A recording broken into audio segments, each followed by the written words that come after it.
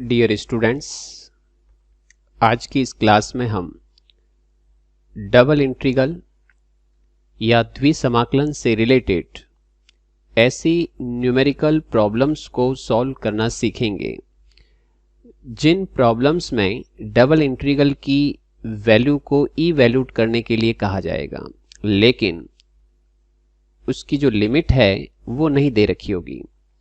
हमें double integral की value निकालने के लिए कहा जाएगा बट उसकी लिमिट नहीं दे रखी होगी। लेकिन उस क्वेश्चन में आपको एक परिबद्ध क्षेत्र बाउंडेड एरिया उसके बारे में इंफॉर्मेशन दे रखी होगी जिसके ऊपर इसकी वैल्यू को आपको कैलकुलेट करना है। इसको समझने के लिए हम यहाँ पे एक क्वेश्चन लेते हैं। जैसे ये क्वेश्चन क्या कह रहा है, इवैल्यूट दिस डबल इंटीग्रल की वैल्यू, मतलब इस डबल इंटीग्रल की वैल्यू को फाइंड आउट कीजिए। किसके ऊपर? Over the region in the positive quadrant for which x plus y less than equals to 1। First quadrant और इस लाइन के बीच बाउंडेड जो एरिया है उसके ऊपर इस डबल इंटीग्रल की वैल्यू को निकालिए। वैसे डबल इंटीग्रल का यूज हम एरिया को कैलकुलेट करने के लिए ही करते हैं, तो यहां हमें इस डबल इंटीग्रल की वैल्यू को निकालना है। और ये जो टोटल वैल्यू दे रखी होगी वो किसके ऊपर है? आपके इन पॉजिटिव क्वाड्रेंट और इस लाइन के बीच में जो बाउंडेड एरिया है उसके ऊपर फाइंड करनी है। तो हम क्या करेंगे, सबसे पहले ग्राफ प्लॉट करेंगे। ग्राफ किसका बनाना है वो देखिए। सबसे पहले तो एक इसकी लाइन ड्रॉ कर देना, x plus y is equals to 1। इसको ग्राफ में क्या करेंगे, प्लॉट करेंगे। तो कोई भी सिंपल लाइन होती है उसको प्रेजेंट करना बहुत ही सिंपल। x एक्सिस के ऊपर y 0 करो तो पॉइंट मिल गया 1 0, और y एक्सिस पे x 0 तो ये 0 1। इन दोनों पॉइंट को ग्राफ में प्लॉट करके मिला दो तो ये लाइन आ जाएगी। चूंकि यहाँ पे लेस देन है तो एरिया आपका नीचे का होगा, और पॉजिटिव क्वाड्रेंट है इसका मतलब आपके पास में इस लाइन और फर्स्ट क्वाड्रेंट में तो यही वाला एरिया बनेगा। तो एक तरह से जो ये ट्राइंगल नजर आ रहा है ये बाउंडेड एरिया है। ये क्या है? परिबद्ध क्षेत्र, बाउंडेड एरिया। अब इसमें अपन को क्या लगानी होती है? अल्पांश। इसको बोलते हैं अल्पांश। ये अल्पांश ऐसे भी हो सकती है और इस टाइप से भी हो सकती है। अब हमें कौन सी चूज करनी, ये वाली या फिर ये वाली?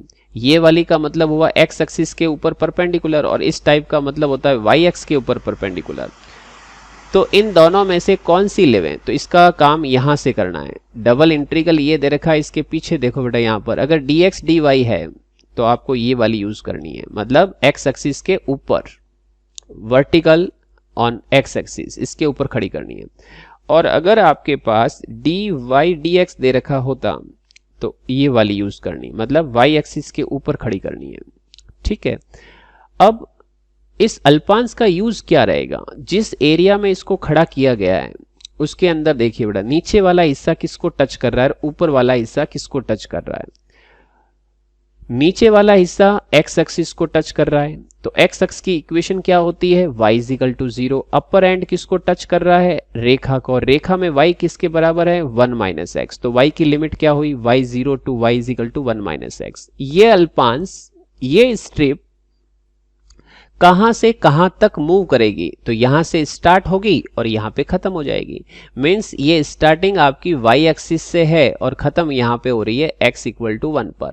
तो मींस आपकी जो x की जो लिमिट होगी वो यहां से डिसाइड होगी। y एक्सिस की इक्वेशन क्या होती है? x equal to 0। तो x equal to 0 to x equal to 1 के बीच में ये मूव करेगी। तो आपके पास में x की लिमिट 0 टू 1, y की limit 0 to x 1 minus x, ये वाली वैल्यू। ठीक है, y is equal to 1 minus x. तो ये दो लिमिट आ गई आपके पास में, x की और y की। अब ये dx है तो ये x की लिमिट हो जाएगी, dy है तो ये y की लिमिट हो जाएगी। तो लिमिट लगा करके हम इसको सॉल्व कर लेंगे। तो अब अगला स्टेप क्या होगा? इस लिमिट को हम इस इंटीग्रल में लगा देते हैं। y 0, y is equal to 1 minus x, x equal to 0, x equals to 1। अब इस डबल इंटीग्रल को सॉल्व करते हैं। तो यहाँ पे dy को छोड़ देना, सॉरी, ये जो आपकी फर्स्ट इंटीग्रल की जो लिमिट है इसको बाहर कर दो। 0 टू 1 को बाहर कर दिया तो पीछे किसका बचेगा आपके पास में? ये वाला y और y का इंटीग्रल, क्योंकि लिमिट किसकी है? y की। और y के रेस्पेक्ट में ही सॉल्व होगा ये। तो y के अलावा जो भी है वो कांस्टेंट है, उसको बाहर कर देंगे अपन, अगर होगा तो, नहीं है तो अब इंटीग्रेट करेंगे। पीछे हम इसको dx को छोड़ देंगे क्योंकि x वाली लिमिट ये है। अब अगला स्टेप क्या होगा कि हम इन साइड में जो भी इंटीग्रल दे रखा है इसको हम सॉल्व करेंगे। तो x square d y, x square y, y square of d y, y cube by 3। Y के रेस्पेक्ट में एक्स कांस्टेंट है बेटा, उस तरह से ट्रीट करें इसको। Limit 0 to 1 minus x, upper limit minus lower limit. तो अपर लिमिट क्या हुई यहां पर, x square bracket 1 minus x plus 1 minus x की whole power 3/3 and lower limit 0 है तो ये दोनों ही 0 हो जाएंगे बिकॉज y की जगह 0 रखेंगे। फिर क्या करें, इसको मल्टीप्लाई। तो x square minus x cube minus, और ये जो माइनस है ये कैसा है, यहाँ से ये माइनस हमने कॉमन ले लिया, तो माइनस कॉमन लेंगे तो माइनस के ऊपर 3 माइनस एक्स माइनस 1 की पावर 3/3। अब इसको इंटीग्रेट कर देते विद रेस्पेक्ट टू एक्स। तो x cube by 3 minus x 4/4 minus x minus 1 की पावर 4/4, 4 इंटू 3 12। फिर यहां पर अपर लिमिट माइनस लोअर लिमिट, तो 1/3 माइनस 1/4 और यहां 1 रखेंगे तो 0। लोअर लिमिट में 0 0 माइनस ये 0 तो 1/12 माइनस माइनस प्लस 1/12। 1/3 1/4 मिलके क्या हो जाएगा 1/12 और ये भी 1/12। तो 1/12 प्लस 1/12 मीन्स आपके पास में 2/12 मीन्स 1/6 ये आ जाएगा। अब क्या करते हैं अपन, एक और क्वेश्चन लेते हैं। जैसे ये क्वेश्चन अभी जो हमने ऊपर समझा उसको हम और समझते हैं एक इस एग्जाम्पल के थ्रू, इस क्वेश्चन के थ्रू। ये कह रहा है कि इस डबल इंटीग्रल की वैल्यू को इवैल्यूट करो अवर the area between parabola and line. मतलब ये जो पैराबोला है और ये जो लाइन है, इन दोनों के बीच में जो एरिया आ रहा है उसके ऊपर आप जो इस डबल इंटीग्रल की वैल्यू को कैलकुलेट करो। तो फर्स्ट दोनों के ग्राफ प्लॉट करेंगे। तो सब जानते हैं बेटा लाइन तो होती है बेटा इस तरह से, ओरिजिन वाली, ये ओरिजिन से निकलने वाली लाइन ये हो गई। पैराबोला क्या हो जाएगी आपके पास में, ये वाली जो पैराबोला है वो इसकी शेप कुछ ऐसी होती है, तो बाउंडेड एरिया इनके बीच में ये हो जाएगा। अब ये होगा तो अल्पांश अपन खड़ी लेंगे। खड़ी क्यों लेंगे कि dx dy है, अगर dy dx होगा तो इस तरह से लेनी है, ठीक है। चलिए अच्छा, दूसरा इसमें जो पॉइंट ऑफ इंटरसेक्शन की बात हो रही है, जैसे ये तो हो गई आपके पास में पैराबोला और ये हो गई आपकी लाइन। अब दोनों के कटान पॉइंट जो दे रखे हैं, इंटरसेक्शन पॉइंट है वो ये है। तो दो कर्व के इंटरसेक्शन पॉइंट जब कभी भी आपको कैलकुलेट करने हो तो दोनों ही कर्व को आपस में क्या कर दो, सॉल्व। तो इस y इक्वल टू एक्स और y equal to x square दोनों को आपस में क्या करेंगे अपन, सॉल्व। तो ये y इक्वल टू एक्स आप y की जगह रखेंगे तो x equal to x square minus x equal to 0, x into x minus 1 is equal to 0। x की दो वैल्यू आ जाएगी 0 और 1। x इक्वल टू 0 रखोगे तो y equal to 0, x equals to 1 तो y इक्वल टू 1। इससे दो पॉइंट मिल जाएंगे 0 0 और 1 1। 0 0 को यहाँ प्लॉट कर दो और 1 1 को यहाँ रख दो, ठीक है। तो अपने पास में लाइन और इस पैराबोला के बीच में बाउंडेड एरिया तो हो गया ये, और ये हो गए इसके दो पॉइंट। अब रखेंगे इसमें क्या, अल्पांश, और अल्पांश के अंदर बीच में ये क्या लिख देना आप, dx dy।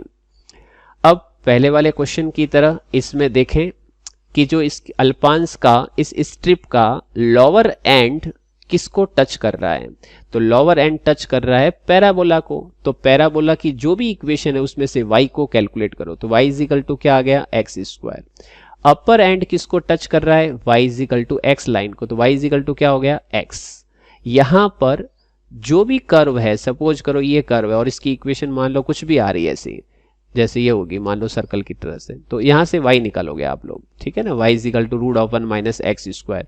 तो जिसको टच कर रहा है उसी से उसकी लिमिट निकालनी है। अब दूसरा काम, ये अल्पांश यहां से स्टार्ट होगी यहां खत्म होगी, मतलब y एक्सिस से लेके यहां तक।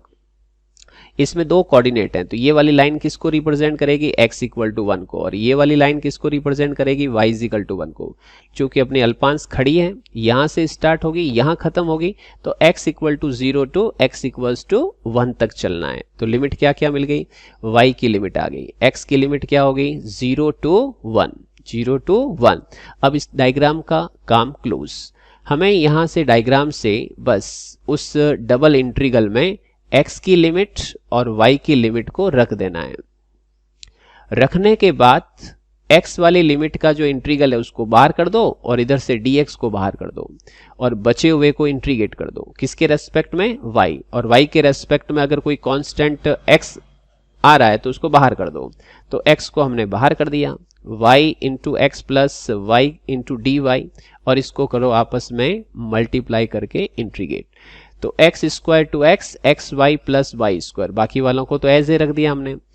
इसका integral with respect to d y क्या होगा? एक्स वाई स्क्वायर बाई 2 और plus y cube by 3। Limit from x square to x, ये लिमिट y की है तो y की जगह पे upper limit minus lower limit. x out, यहां रखोगे एक बार x, यहां रखोगे x, तो ये होगी अपर लिमिट से आने वाली value x into x square x cube by 2 plus x cube by 3 minus lower limit x square का square x four into x raise to 5 by 2 minus, क्योंकि अपर लिमिट के बाद में क्या लगता है? माइनस, तो वो माइनस और ये माइनस, इस तरह से भी आप देख सकते हो, गलती ना हो आपसे। तो लोअर लिमिट जो है आपके ये हो गई x raise to 5 by 2 plus x की पावर ये 6 हो जाएगा, ठीक है, और बाई 3। अब इसमें ये माइनस एंटर कर दो और x को भी एंटर कर दो। तो x को मल्टीप्लाई करते हुए जब इसको ओपन करेंगे तो ये वाली टर्म्स आपको मिल जाएगी और इसका इंटीग्रल x के रेस्पेक्ट में इजीली हो जाएगा। x raise to 5 by 5, 5 to 10, x की power 5, 5 into 3 15 minus x 7 upon 7 into 2 14 minus x की power 8, 8 into 3 24, upper limit minus lower limit. तो जब 1 यहाँ पे रखोगे तो 1 by 10, 1 by 15, 1 by 14 minus 1 by 24, 0 रखोगे तो ये 0 आ जाएगा। अब इसको आप लोग कैलकुलेट कर लीजिए। कैसे कैलकुलेट करोगे?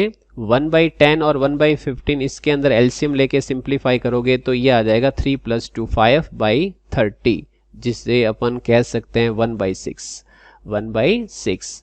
और ये जो 1 बाई 6 है इसको 4 से क्या कर दो? Multiply divide. ऐसा क्यों?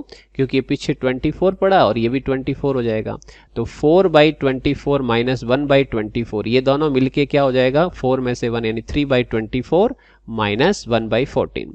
और इसको सिंप्लीफाई करोगे, 14 3 जा 42, 24 1 जा 24, ये आपके कैलकुलेट करोगे तो ये आ जाएगा आपके 18।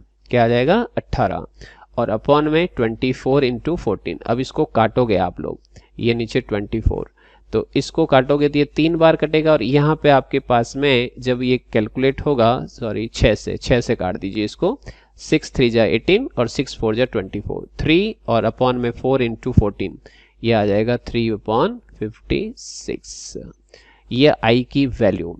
तो हमने ये देखा कि इन दो क्वेश्चन के माध्यम से कि जब कभी ऐसी प्रॉब्लम दे रखी हो कि जिसमें डबल इंटीग्रल की वैल्यू को निकालने के लिए कहा जाए और लिमिट उसकी दे रखी नहीं हो और क्वेश्चन में उससे रिलेटेड जानकारी दे रखी है बाउंडेड एरिया वगैरह के बारे में, तो ऐसे क्वेश्चनों को, ऐसी प्रॉब्लम्स को हम लोग इस तरह से सॉल्व करेंगे कि उसमें जो बाउंडेड एरिया है उसमें अल्पांश के माध्यम से, उस स्ट्रिप के माध्यम से उसकी लिमिट को कैलकुलेट करेंगे। लिमिट को डबल इंटीग्रल में लगाकर उस डबल इंटीग्रल को फिर सॉल्व करेंगे। आई होप ये मेथड, ये विधि आपको समझ में आई होगी। Thank you for watching my video.